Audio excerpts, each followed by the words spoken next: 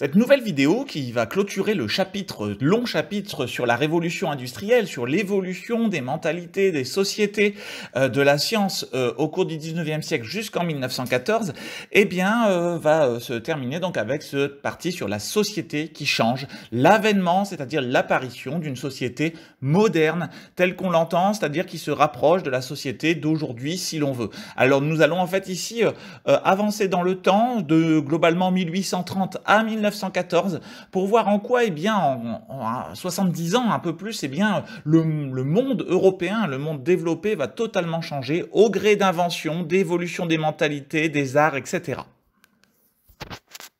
Tout d'abord, le 19e siècle, comme nous l'avons déjà pu voir avec l'évocation des sources d'énergie, l'invention de la machine à vapeur, la découverte du pétrole, l'utilisation de l'électricité, eh bien ce 19e siècle est un siècle de progrès scientifiques majeurs.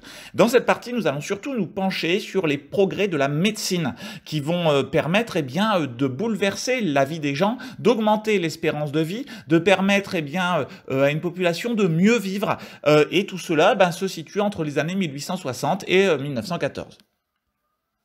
La majorité des inventions dans le domaine de la santé vont venir d'Allemagne ou de France à cette époque. C'est là vraiment où les scientifiques travaillent et progressent le plus.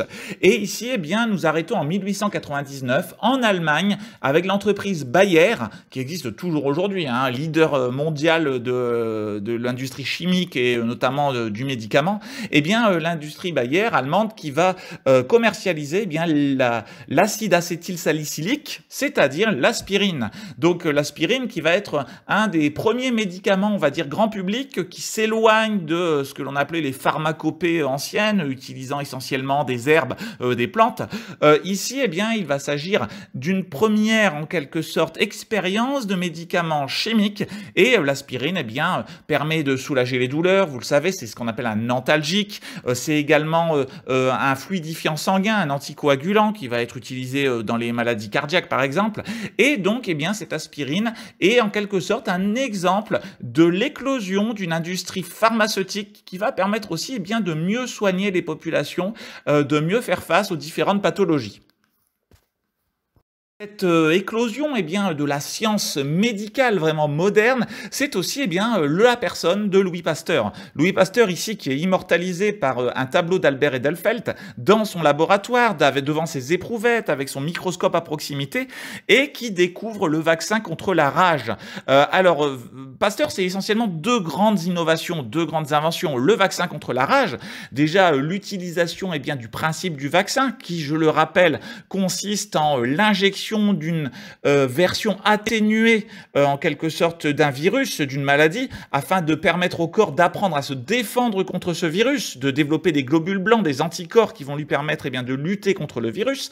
Ainsi donc Pasteur en 1885 découvre le vaccin contre la rage, une maladie mortelle qui entraînait de graves séquelles neurologiques et qui faisait que l'on mourait énormément, notamment dans les campagnes françaises. Mais il va aussi découvrir la pasteurisation, inventer la pasteurisation, ce que l'on appellerait aujourd'hui, pour simplifier, la stérilisation, c'est-à-dire la nécessité de faire chauffer, de faire bouillir, pour détruire les microbes, les bactéries essentiellement. En fait, ce que découvre Pasteur, c'est que les maladies, les pathologies, elles sont souvent dues aux bactéries, aux microbes que l'on doit donc éliminer, et que l'on va éliminer soit en faisant chauffer, soit par exemple l'outillage lors d'une opération, les outils du médecin qu'on va stériliser. On va aussi pouvoir stériliser certaines productions animales afin d'éviter la prolifération des bactéries. Et surtout, l'importance de se laver les mains, de se laver tout simplement. Pasteur, avec cette découverte, va lancer le mouvement hygiéniste, c'est-à-dire faire comprendre aux populations, les éduquer dans le sens d'une hygiène corporelle, une hygiène quotidienne qui va leur permettre d'éviter des maladies, d'éviter de tomber malade, et ainsi d'éviter de contracter des pathologies qui entraînaient la mort jusque-là. Pasteur, c'est réellement une très très grande avancée dans le domaine médical avec ces deux inventions, le principe du vaccin, puis la pasteurisation, la stérilisation, le courant hygiéniste.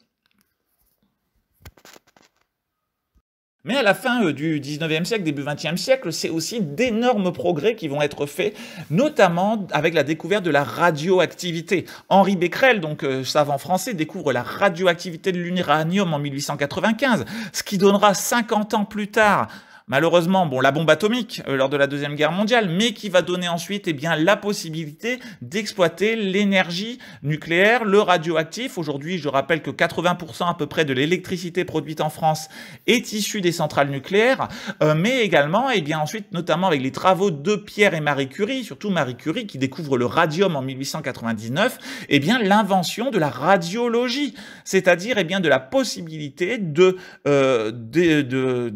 d'étudier, d'ausculter un patient en prenant une photographie de ses os, de ses organes à travers la radiologie. Donc c'est à nouveau de très très grands progrès qui sont faits dans le domaine médical pour mieux comprendre le corps, pour mieux soigner et mieux prendre en charge les pathologies, les difficultés des populations.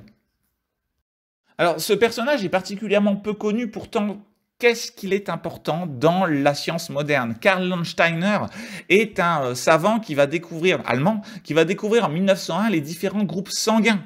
Par l'observation et les expériences, il sait déjà que chez l'animal, l'on ne peut pas injecter le sang d'un animal à un autre et que cela peut être totalement mortel et qu'il existe donc des variétés de sang différents.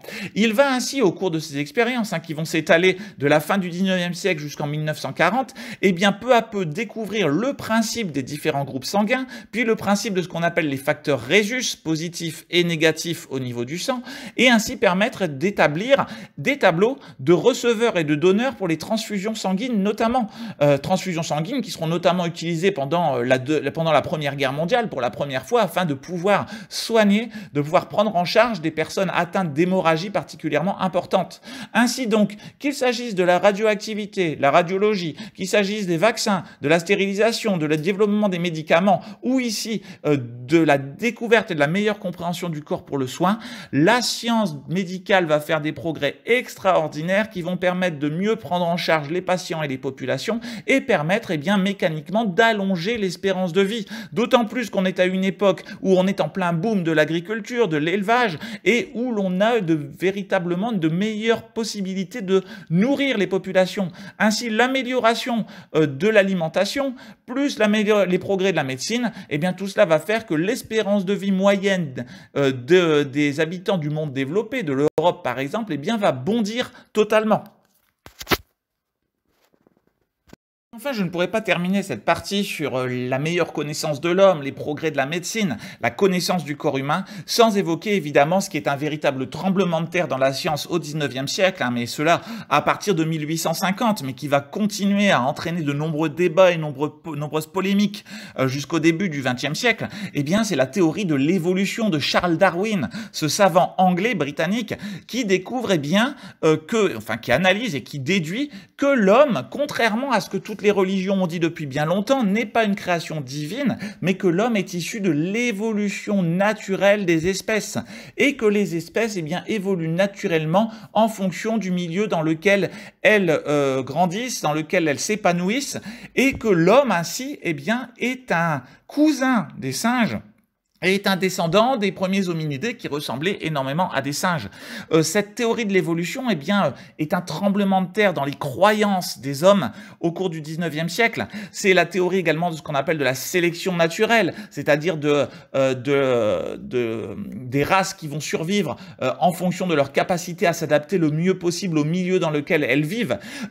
Ces travaux de Darwin sont également essentiels à la meilleure connaissance que l'on va avoir de l'être humain, la meilleure connaissance théorique, comme c'est le cas ici pour Darwin, et également avec ses applications pratiques, avec les progrès de la médecine que l'on a évoqués auparavant.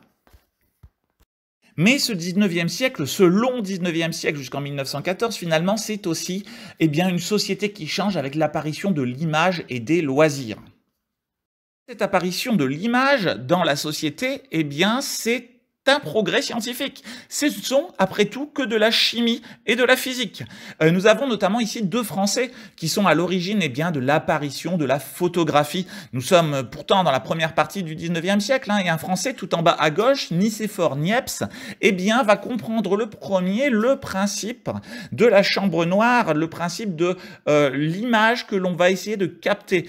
Ce que vous voyez tout en haut à gauche de cette diapo, eh bien, c'est une des premières photographies prises par Nicéphore Niepce, une photographie assez peu facilement visible, mais qui permet de voir une image de son domaine qu'il possédait et qu'il a photographié avec le premier appareil qu'il a pu créer. Nous sommes en 1827.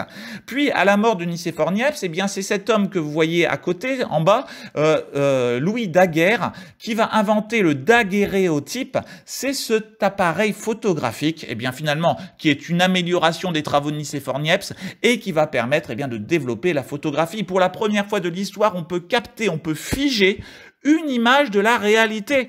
Cela change tout. Plus forcément besoin de faire, en tout cas, des peintures, de faire une représentation fidèle de la réalité au niveau pictural, nous en reparlerons par la suite, parce que l'on peut capter les événements, les visages, de manière totalement réaliste et crédible. C'est quelque chose d'assez incroyable. Et je vous disais qu'il s'agissait de la chimie, parce que le principe est physique, comme vous l'avez sur le schéma, c'est le principe eh bien d'une image qui va rentrer dans une chambre noire et les rayons lumineux vont en quelque sorte se concentrer par un petit trou appelé le sténopé, qui est l'objectif de la caméra, l'objectif de l'appareil photo à l'intérieur de cette chambre noire, mais il va falloir fixer cette image, et cette image eh bien va se fixer sur des plaques au départ d'argent qui sont recouvertes de produits chimiques de différentes qualités, notamment du nitrate d'argent, etc., qui vont permettre eh bien, de fixer durablement cette image. Alors au début, la photographie n'est pas instantanée, il faut poser devant l'appareil photo parce qu'il faut du temps pour que l'image soit capturée en quelque sorte sur ces plaques métalliques à l'intérieur de l'appareil photographique, mais cela permet d'avoir les premières photos. En haut à droite de la diapo, vous avez par exemple eh bien, une des premières photographies prises par les grands photographes de l'époque qui s'appellent les frères Nadar, et c'est la photographie d'Eugène Delacroix, eh bien, ce célèbre peintre qui a notamment peint La liberté guidant le peuple que nous avions analysé auparavant. Voilà donc l'apparition de cette image figée est quelque chose de révolutionnaire. Nous sommes pourtant dans la première partie seulement du 19e siècle.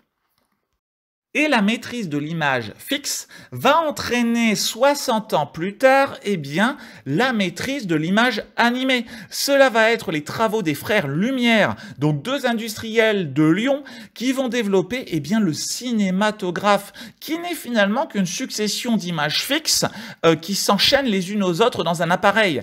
Attention, je ne suis pas en train de dire que l'invention des frères Lumière est rien du tout, mais c'est finalement, eh bien, une évolution de la photographie vers l'image animée. Les premiers films qu'il réalise eh bien, sont les films de l'arrivée du train dans la gare de La Ciotat, par exemple en 1894, la sortie des usines Lumière à Lyon en 1894 également. Et ici, vous avez une affiche du cinéma réellement des frères Lumière, le cinématographe Lumière de 1895, pour la première œuvre de fiction, la première histoire racontée, qui s'appelle L'arroseur arrosé. Alors, cela paraît à l'époque totalement incroyable, ce cinématographe. C'est une machine que l'on peut déplacer et l'on peut en faire des représentations du cinéma sur un mur blanc, un linge blanc. Alors, pour lequel on va faire payer l'entrée, qui était relativement accessible à l'époque. Et cela paraît magique, totalement magique. Une image animée apparaît. Pour les gens, c'est de la magie à cette époque-là. C'est totalement incroyable de voir cela. Alors, ce cinématographe va peu à peu se développer, va entraîner peu à peu l'apparition réellement du cinéma. Tout va aller très très vite. Mais cet arroseur arrosé, eh bien, est une petite fiction de quelques dizaines de secondes, puisque cela fait 48 secondes, cette fiction, que vous allez avoir dans la diapo suivante. Alors, je précise qu'à l'époque, on ne sait que filmer des images animées muettes, on ne sait pas encore enregistrer le son en même temps, cela viendra par la suite, donc on avait coutume d'accompagner la projection eh bien, de musique qui était interprétée par des musiciens en direct, donc des pianistes, des instruments à cordes, etc., qui venaient eh bien, faire une musique d'accompagnement de l'histoire qui était racontée. Mais c'est révolutionnaire, nous sommes en 1895, les frères Lumière, c'est français, et dans la diapo suivante, observez donc cette première fiction, L'arroseur arrosé.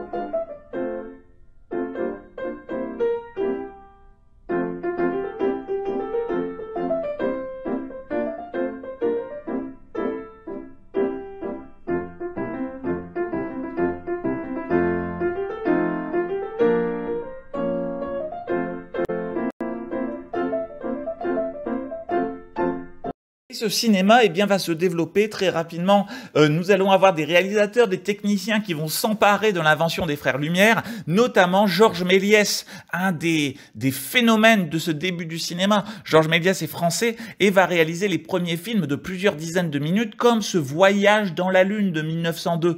J'en reparlerai dans une autre vidéo parce que cette époque de progrès scientifique et de modernité va entraîner aussi l'apparition de ce qu'on appelle la science-fiction. Ça va être très très intéressant. Ici, il s'agit d'un premier film de science-fiction qui imagine le voyage d'hommes sur la Lune. C'est assez extraordinaire à regarder. Alors aujourd'hui, si vous le voyez, vous trouverez ça très facilement sur YouTube. Ça va vous paraître vieillot, évidemment, mais dites-vous que ça ne fait à l'époque que 7 ans que le cinéma a été inventé et cela montre les progrès fulgurants que cette nouvelle invention va faire. Évidemment, par la suite, eh bien, dans les années 1910, ça sera vraiment le développement du cinéma muet, avec évidemment eh bien, de grands personnages que vous connaissez, comme par exemple Charlie Chaplin à la fin des années 1910, et bien d'autres que vous découvrirez au fur et à mesure de votre culture de l'élaboration de votre culture cinématographique. Mais c'est aussi l'apparition d'une véritable société de loisirs qui commence à se créer. Eh bien oui, et pas seulement pour les plus riches, pas seulement pour la noblesse, la bourgeoisie, mais également aussi une société de loisirs qui commence à apparaître pour les ouvriers. Ceux-ci, en effet, ont peu à peu une situation qui s'améliore, leurs conditions ou la condition ouvrière s'améliore avec des journées de travail qui sont moins longues, avec des repos hebdomadaires, on est au début du XXe siècle, avec eh bien, moins de fatigue et d'épuisement pour ces ouvriers qui vont pouvoir, notamment le dimanche, eh bien, s'adonner à des loisirs. Ici, ce tableau d'Auguste Renoir de 1876 représente le Moulin de la Galette, un très célèbre lieu de bal parisien où eh bien, les personnes de toute origine, vêtues de leurs habits du dimanche, les habits qui ne sont pas ceux de la semaine, pas ceux des ouvriers, pas les habits de travail, eh bien, vont venir se rencontrer, manger, danser, vivre des moments de sociabilité et de loisirs. C'est l'apparition à ce moment-là eh bien, donc, des bals, des cafés-concerts, des bistrots, du music-hall, etc. À partir de cette fin 19e, début 20e siècle. Les différentes illustrations de cette diapo eh bien, illustrent l'apparition du café-concert. Eh bien, le café-concert, c'est un café où on vient assister à des concerts et à différentes représentations. Quand on est dans le cabaret, par exemple, avec des spectacles de danse, des spectacles de magie, ce que l'on appelle des curiosités. Hein, cela peut paraître aujourd'hui étonnant, mais l'on avait notamment à la fin 19e, début 20e, ce que l'on appelait les monstres, la présentation des monstres, hein, avec les personnes atteintes de difformité, etc. Mais l'on avait eh bien, aussi l'apparition d'une musique, de la musique populaire qui va se diffuser. Je vous en ferai écouter justement dans la diapo suivante, eh bien, 2 extraits de musique populaire, réinterprétés et réenregistrés de manière un peu plus contemporaine, mais de cette fin 19e, début 20e. Donc, où l'on commence à avoir des lieux de loisirs, d'amusement, ce qui va entraîner l'éclosion de nouveaux types musicaux, de nouveaux genres musicaux qui apparaissent. Et tout cela, eh bien, en quelque sorte, transforme la société d'une société où le loisir, le divertissement apparaît de manière de plus en plus importante. Alors évidemment, pour nuancer, il s'agit avant tout de loisirs urbains, c'est-à-dire ce sont dans les villes et notamment les grandes villes que tout cela va apparaître. Mais néanmoins, eh bien, cela change les habitudes de vie, change aussi peu à peu les mentalités.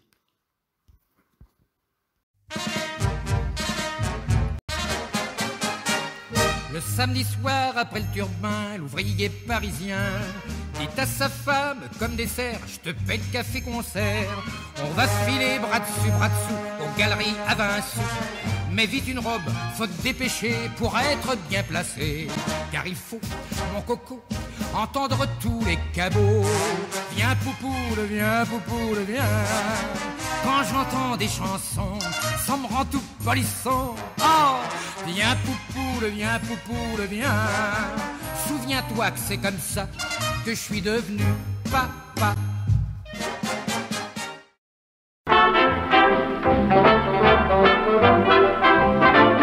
Je suis peut-être pas connu dans la noblesse ou chez les snobs.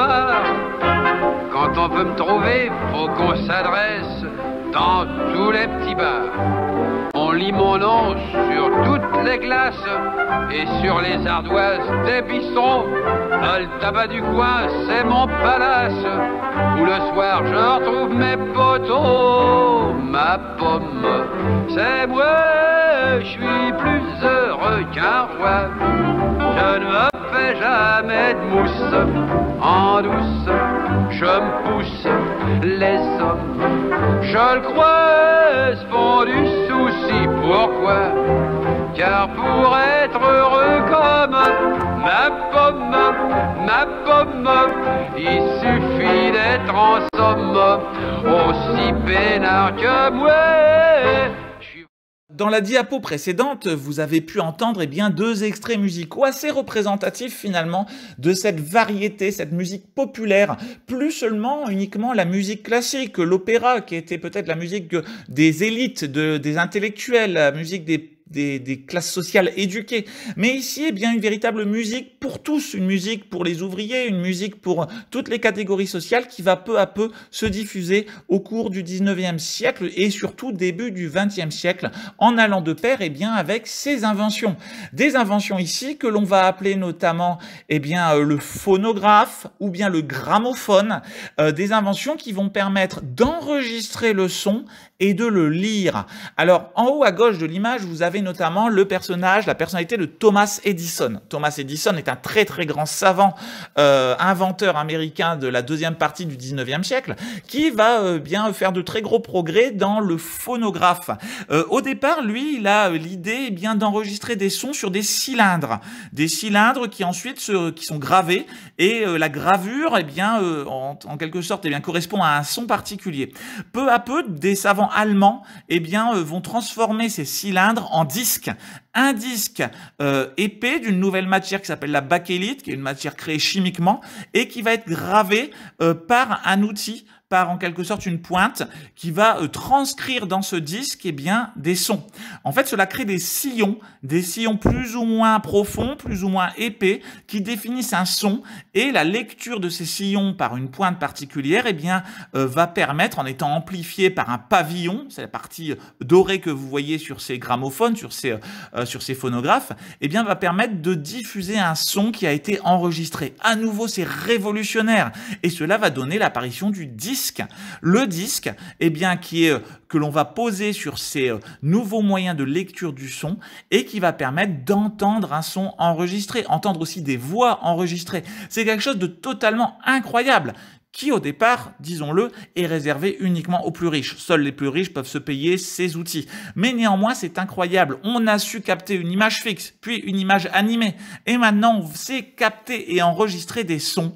C'est totalement incroyable, c'était il y a un siècle, et donc c'est l'apparition du phonographe ou du gramophone, qui sont les ancêtres ensuite de ce que l'on a appelé les disques vinyles, puis des CD, des DVD, des Blu-ray, etc., que l'on a aujourd'hui finalement reprenant le même système, un système d'un disque qui a été gravé d'une certaine façon, et ces gravures correspondent à des données et à des sons. Voilà, c'est incroyable, c'est la fin 19e, début 20e, c'est une nouvelle ère qui s'ouvre, une nouvelle ère, une nouvelle époque qui apparaît.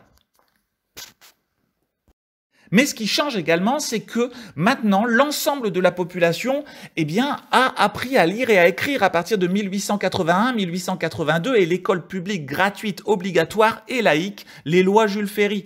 Et ainsi, cela va permettre de diffuser aussi dans les campagnes, et de manière beaucoup plus accessible, parce que c'est moins cher, la lecture, la littérature, les journaux, l'information va se développer. Ici, vous avez des affiches pour ce que l'on appelait des romans feuilletons. Les personnes de classe sociale peu favorisées, les ouvriers, n'avaient pas l'argent pour s'acheter des livres.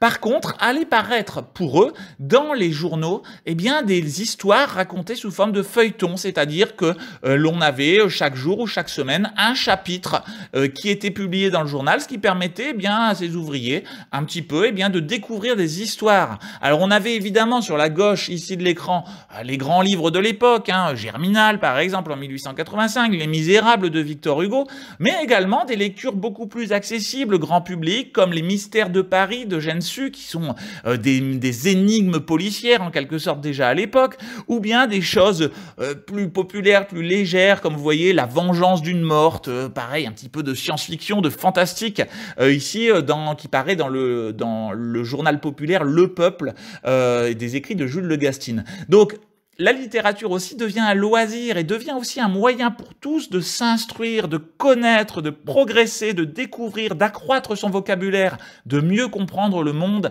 qui entoure les populations. Ainsi, on a vraiment une société qui évolue, qui change, qui explose d'une certaine façon, et ce, dans toutes les catégories sociales. C'est ce qui est aussi inédit. Dans les grandes villes, étant donné notamment qu'à cette époque, nous verrons, époque que l'on appelle la Belle Époque, eh bien tout semble progresser. Les sciences progressent, la société progresse, les conditions économiques progressent, dans toutes les catégories sociales, les choses semblent aller mieux que par le passé. L'on vit plus longtemps, on est mieux nourri, on est mieux payé, on a plus de temps libre et de loisirs. Et va apparaître dans les très grandes villes, dans les capitales essentiellement, les grands magasins. Ici, 4 illustrations à Paris, eh bien de ces grands magasins qui existent toujours aujourd'hui sur les grands boulevards. La Samaritaine, par exemple, le Printemps. Aujourd'hui, vous connaissez forcément aussi les Galeries Lafayette, mais à l'époque, il y a également le Bazar de l'Hôtel de Ville. Bref, tous ces grands magasins dans lesquels, eh bien, évidemment, les populations tout de même les plus aisées, les plus riches, vont pouvoir acheter des produits venant de toutes les régions, voire même, on commence à avoir des produits venant de pays différents. On a ainsi véritablement un élargissement du monde pour les populations qui peuvent, même si elles n'ont pas les moyens d'aller acheter dans ces magasins, aller rêver face à la découverte de choses nouvelles. Le monde des populations n'est plus limité à leur village, à leur petite ville, mais elle devient beaucoup plus importante. La lecture, la connaissance s'étend de plus en plus et les populations ont une vision beaucoup plus large du monde et de ce qu'il représente, et donc de ce fait-là une ouverture aussi sur le monde plus forte. Ainsi, cette fin du 19e siècle, début 20e siècle, c'est aussi l'apparition du sport en tant que spectacle. Ici, le Petit Journal, qui était vraiment un journal excessivement populaire, très illustré, nous représente Maurice Garin, vainqueur de la course Paris-Brest. Et la photographie de droite du journal L'Auto nous présente le Tour de France, donc qui apparaît en 1903. Des compétitions sportives que toutes les catégories de la société vont pouvoir observer, assister, qui vont devenir des moments très populaires. C'est du divertissement sportif. Alors, nous ne sommes pas encore forcément à ce moment-là, au début du XXe siècle, à une pratique sportive pour tous. Cela viendra après, notamment à partir de 1936 et du gouvernement du Front populaire de Léon Blum qui accordera davantage de loisirs et d'équipements sportifs pour tous. Mais néanmoins, le sport devient un loisir pour tous, pour les ouvriers, pour les bourgeois, pour absolument tout le monde. Ainsi, eh bien, les sports qui apparaissent notamment au Royaume-Uni au XIXe siècle, le football puis le rugby, deviennent des spectacles auxquels on va assister. Vous avez ici en haut à droite le blason du premier club de foot mondial, Sheffield, qui existe toujours aujourd'hui d'ailleurs, qui donc est un des premiers clubs sportifs footballistiques en Angleterre. Je vous ai mis aussi le blason du Havre Athletic Club, ce qu'on appelle en France le club doyen, le club le plus ancien, 1872. Et les photographies que vous pouvez voir, eh bien, c'est tout simplement des compétitions sportives qui avaient lieu le dimanche pour permettre aussi aux ouvriers de venir assister à un divertissement, un loisir. Voilà. Alors, donc ici, la photographie, c'est l'inauguration du stade Bollaert à Lens, par exemple, en 1934. Et en dessous, vous avez une image, eh bien, de l'équipe de foot du Racing Club de Lens dans les années 1920.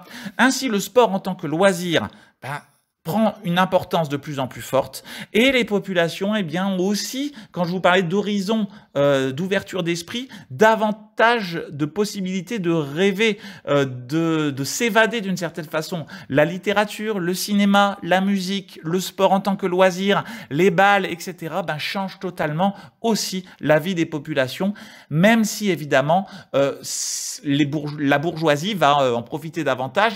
Les ouvriers ne sont pas à l'écart du tout de ces évolutions très positives.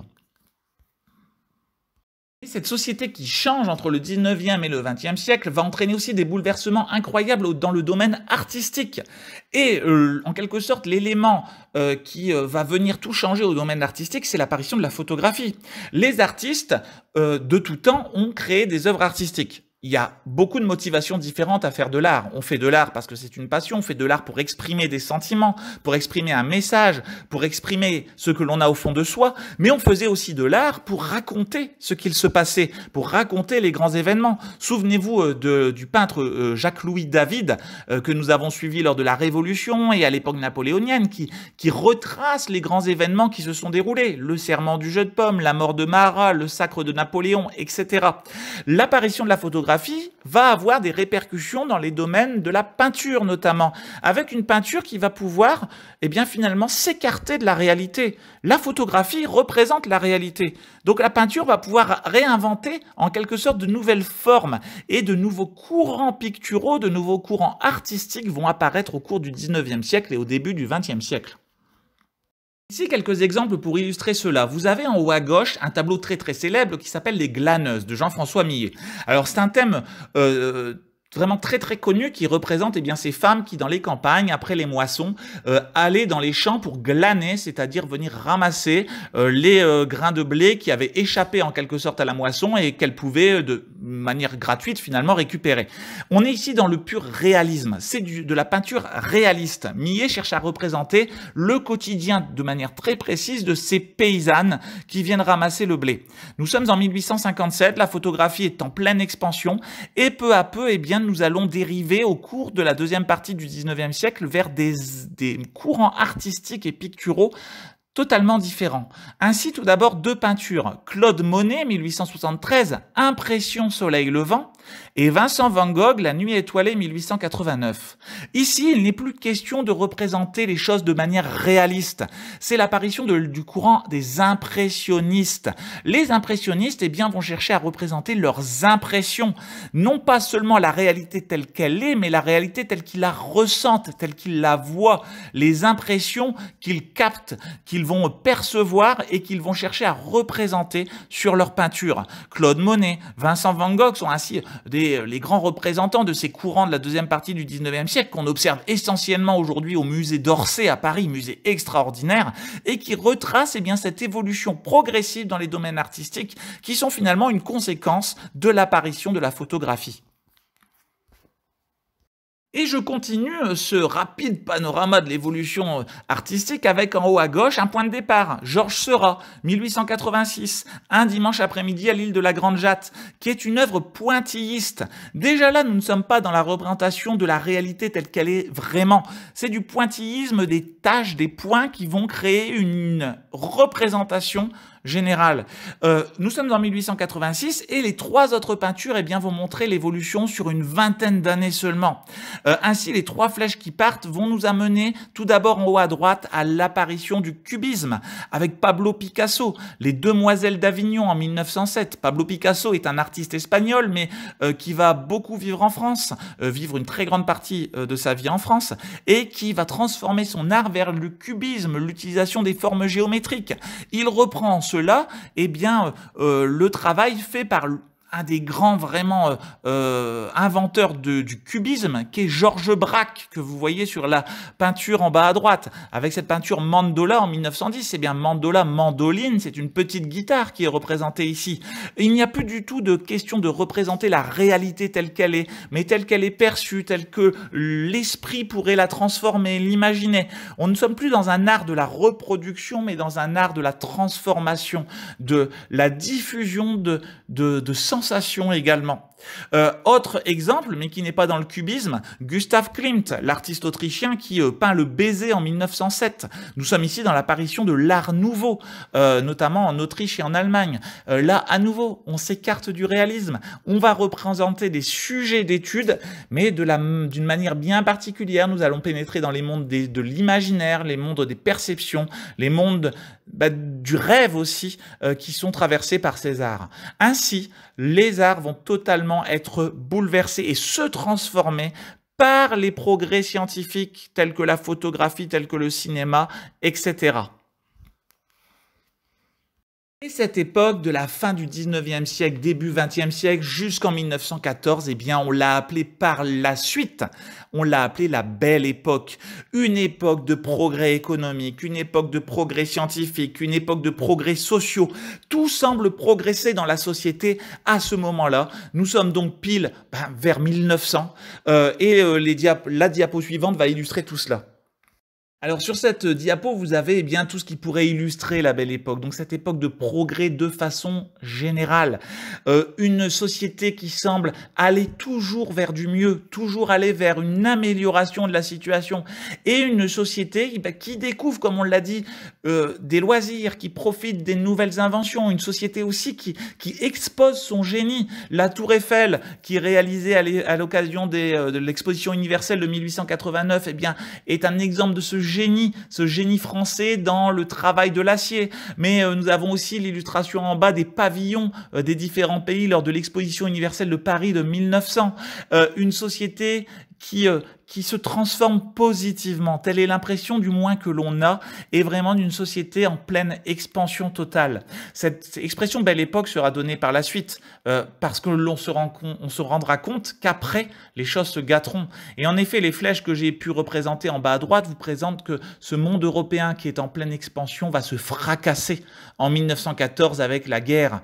La guerre va détruire totalement cette période de progrès et d'expansion généralisée. Les hommes, en quelque sorte, ont créé une société de progrès et vont la détruire eux-mêmes par la guerre et l'affrontement militaire entre 1914 et 1918. Vous comprendrez ainsi qu'après cette première guerre mondiale qui fera plus de 20 millions de morts, l'on parlera de cette époque qui semblait l'époque idéale, l'époque un peu du paradis, comme on l'appellera la Belle Époque, l'époque du progrès, l'époque d'une forme d'insouciance, l'époque où tout semblait aller uniquement vers du positif. Il n'y a pas, en 1900, on ne s'imagine pas que l'homme puisse être destructeur, que l'homme puisse un jour disparaître même. On ne voit que des progrès envisageables. Et ainsi, on est dans un âge d'or, une époque idéal, cette Belle Époque qui va donc disparaître avec la Première Guerre mondiale, et vous verrez lors du programme de 3e que malheureusement cette Belle Époque sera ensuite un souvenir lointain avec tous les événements tragiques et dramatiques du XXe siècle jusqu'à aujourd'hui.